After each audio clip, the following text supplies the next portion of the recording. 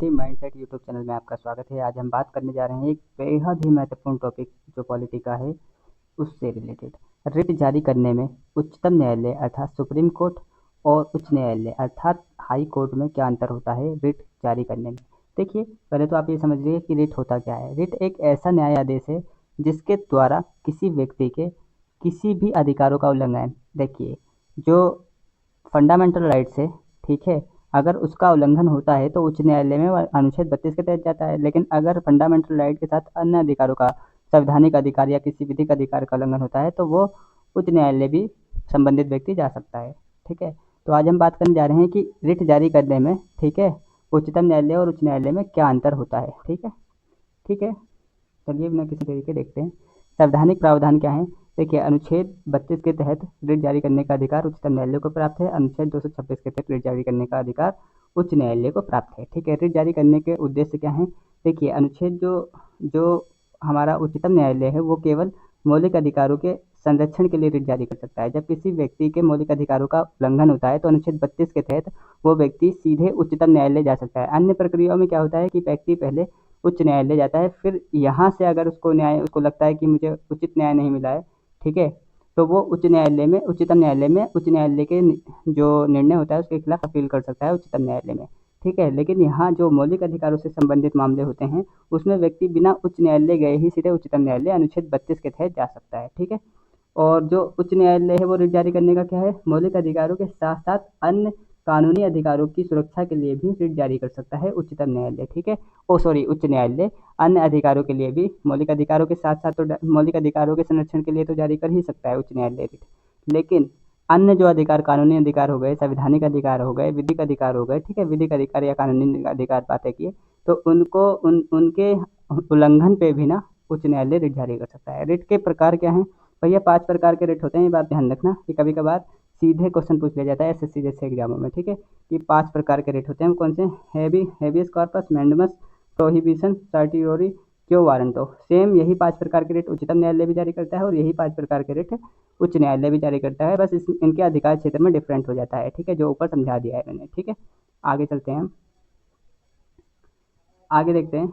देखिए, अधिकार क्षेत्र, अगर ज्यूरिडिक्शन की बात करी जाए तो उच्चतम न्यायालय का अधिकार क्षेत्र पूरे भारत में प्रभावी होता है इसका। ठीक है, ये अधिकार सभी जो भारत का नागरिक है कोई भी, अगर उसके मौलिक अधिकारों का उल्लंघन होता है तो सीधे उच्चतम न्यायालय जा सकता है बिना उच्च न्यायालय गए। ठीक है, रिट जारी, और अगर उच्चतम न्यायालय को लगता है कि उसके मौलिक अधिकारों का उल्लंघन होता है एक व्यक्ति के, तो वो उच्चतम न्यायालय जो भी सरकार या सरकारी बॉडी के खिलाफ और उसके निर्णय के खिलाफ रिट जारी कर सकती है। ठीक है, उच्च न्यायालय क्या करेगा, संबंधित राज्य या उसके अधिकार क्षेत्र में क्षेत्रीय प्रभाव रखता है उस मामले में जो संबंधित राज्य से रिलेटेड मामला है। ऑब्वियस सी बात है कि उच्च न्यायालय, हाई कोर्ट का जो ज्यूरिडिक्शन एरिया होता है, ज्यूरिडिक्शन क्षेत्र होता है, वो क्या होता है, संबंधित राज्य होता है, क्योंकि प्रत्येक राज्य में एक उच्च न्यायालय की व्यवस्था करता है हमारा भारतीय संविधान। ठीक है, तो इसलिए इसका संबंधित राज्य से रिलेटेड व्यक्ति होगा या संबंधित राज्य से स्पेशली रिलेटेड कोई मामला होगा तो ये रिट जारी कर सकता है उच्च न्यायालय। ठीक है, लेकिन जो उच्चतम न्यायालय है पूरे भारत में इसके निर्णय प्रभावी होते हैं।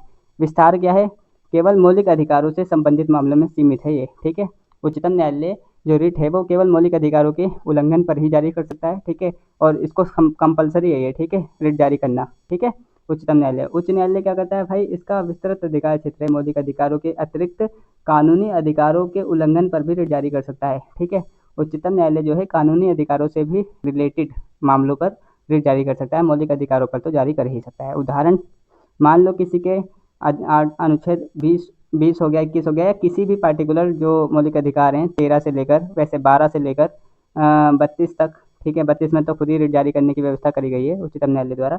तो मौलिक अधिकारों का अगर उल्लंघन होता है तो वो उच्चतम न्यायालय में जाता है मामला। ठीक है, और यदि किसी राज्य सरकार के अधीन विभाग ने किसी व्यक्ति के साथ अन्याय किया हो तो उच्च न्यायालय के पास ये है, मतलब कानूनी अधिकारों से रिलेटेड या कोई भी अधिकार अगर उल्लंघन होते हैं, चाहे कानूनी अधिकार हो या मौलिक अधिकार हो, तो उच्च न्यायालय में वो रिट का मामला लाया जा सकता है। आगे देखते हैं हम मूल अधिक आगे देखते हैं हम, अब देखिए यहाँ पर मूल अधिकार। ठीक है, देखिए उच्चतम न्यायालय जो रिट जारी करता है वो व्यक्ति का स्वयं एक मूल अधिकार है।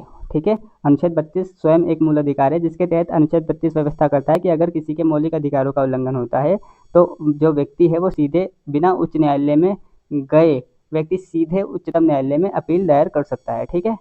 लेकिन जो उच्च न्यायालय जो रिट जारी करता है वो मौलिक अधिकार नहीं है, ठीक है। अनुच्छेद 226 है, मौलिक अधिकार नहीं है, परंतु ये संवैधानिक अधिकार है, क्योंकि अनुच्छेद 226 में इसकी व्यवस्था है, इसलिए ये संवैधानिक अधिकार है, ना कि मौलिक अधिकार। न्यायालय की बाध्यता, देखिए उच्चतम न्यायालय जो है यदि मौलिक अधिकार का उल्लंघन सिद्ध हो जाए तो न्यायालय रिट जारी करने के लिए बाध्य है, ठीक है। यहाँ पर क्या है, आप ये डिस्क्रिशन पर बेस्ड नहीं है, मतलब इसकी स्वेच्छा पे निर्भर नहीं करता। अगर उसको लगता है उच्चतम न्यायालय का कोई स्पष्ट मामला है अगर मौलिक अधिकारों के उल्लंघन का, तो ये जो है उच्चतम न्यायालय रिट जारी करने के लिए बाध्य है। लेकिन उच्च न्यायालय क्या है, बाध्य नहीं है। उच्च न्यायालय के पास विवेक अधिकार है, वो चाहे तो रिट जारी कर भी सकता है और चाहे तो नहीं भी कर सकता, ठीक है। जो टेरिटोरियल ज्यूरिडिक्शन है पूरे भारत में लागू होता है, ऑब्वियसली बात है उच्चतम न्यायालय के निर्णय, और ये जो है संबंधित राज्य से या उसकी सीमा में लागू होता है, ठीक है। उच्च न्यायालय का न्याय क्षेत्र जो है, ठीक है, इससे संबंधित। संक्षेप में अगर हम बात करें तो उच्चतम न्यायालय जो है मौलिक अधिकारों की अंतिम रक्षक है, क्योंकि अगर मौलिक अधिकार का उल्लंघन होता है और व्यक्ति उच्चतम न्यायालय जाता है तो उच्चतम न्यायालय को रिट जारी करना कंपलसरी है, कॉन्स्टिट्यूशनली कंपलसरी है इसके लिए, ठीक है। लेकिन उच्च न्यायालय जो है, उच्च न्यायालय नागरिकों के विस्तृत अधिकारों की प्राथमिक रक्षा करता है। जैसे क्योंकि ये जो रिट है वो सिर्फ मौलिक अधिकारों से संबंधित ही नहीं है, बल्कि अन्य जो कानूनी अधिकार हैं या कोई अन्य अधिकार हैं, संवैधानिक अधिकार हैं, उनसे रिलेटेड भी रिट जारी कर सकता है अगर उनका उल्लंघन होता है तो, ठीक है, उच्च न्यायालय, ठीक है। आगे चलते हैं, एक संक्षेप में समझ लेते हैं। देखिए अनुच्छेद 32 है, ठीक है, संविधान का हृदय और आत्मा कहा गया था डॉक्टर बी आर अम्बेडकर द्वारा, ठीक है। अनुच्छेद 32 क्या व्यवस्था करता है? अनुच्छेद 32 व्यवस्था करता है कि यदि किसी व्यक्ति का भारत में मौलिक अधिकारों जो उसको संविधान द्वारा प्रदान किए गए हैं मौलिक अधिकार उल्लंघन होता है तो वो संबंधित व्यक्ति जो है उच्चतम न्यायालय बिना उच्च न्यायालय में अपील के जा सकता है, ठीक है। तो उच्चतम न्यायालय मौलिक अधिकारों की अंतिम गारंटी देता है, इससे जो अनुच्छेद 32 है, उच्चतम न्यायालय मौलिक अधिकारों का अंतिम गारंटी देता है। उच्च न्यायालय का अधिकार अधिक विस्तृत और लचीला है, क्योंकि वह मौलिक अधिकार तथा अन्य कानूनी अधिकार दोनों की रक्षा करता है, ठीक है। क्यों विस्तृत है इसका? देखिए उच्च न्यायालय का जो न्याय क्षेत्र है रिट जारी करने के मामले में वो उच्चतम न्यायालय से ज़्यादा विस्तृत है। क्यों? क्योंकि उच्चतम न्यायालय जो है वो केवल मौलिक अधिकारों के उल्लंघन पर ही रिट जारी कर सकता है। उच्चतम न्यायालय जो है मौलिक अधिकारों के उल्लंघन पर ही रिट जारी कर सकता है, जबकि उच्च न्यायालय जो है वो मौलिक अधिकारों पर तो जारी कर ही सकता है, बल्कि संवैधानिक और विधिक अधिकारों पर भी रिट जारी कर सकता है अगर उसका उल्लंघन करते हैं राज्य की विधियाँ तो, ठीक है। दोनों ही भारतीय न्याय प्रणाली में न्याय और समानता का स्तंभ है, ठीक है। तो यहाँ पर आप देख सकते हो कि जहाँ अधिकार है वहाँ रिट उनकी सुरक्षा का अस्त्र है, ठीक है। इस लाइन के साथ हम इस लेक्चर को कंप्लीट करते हैं। Thank you for watching this video. अगर आपको लेक्चर पसंद आ रहे हैं तो आप हमारे चैनल को सब्सक्राइब कर सकते हैं, वीडियो को शेयर कर सकते हैं। Thank you for watching this video. Thank you so much.